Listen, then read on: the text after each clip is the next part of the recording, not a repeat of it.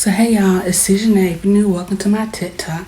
So over the last couple months, I started my cloth diapering journey. So one thing that I learned is I was always using one insert, but I found out, I think from Crystal from Kinder Cloth, that you double it and put it in the front, and this is a cover, but you can use it in your pocket as well, and like it lasts longer.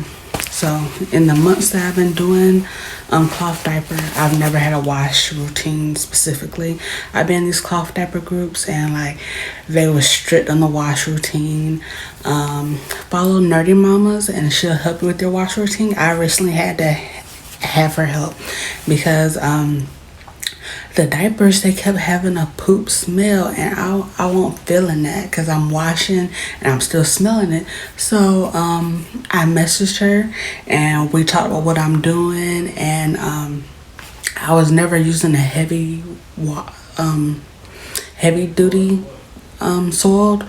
I was also always using extra clean, and she looked at my washer, found the manual, and told me the setting I'm supposed to use, and I wasn't using the correct amount of detergent, and she's like, I might need to do that. So after 2 washes, the smell is gone.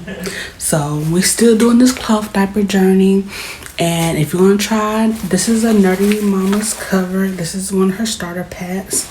I am a brand ambassador for Kinder Cloth, so I do have a $5 off coupon for your first order. So I'm going to insert that somewhere so y'all can check that out.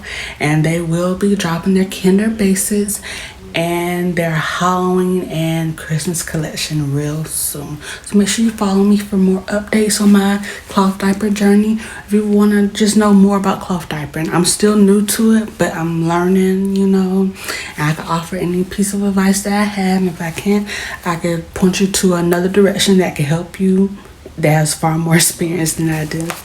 Thank y'all for watching.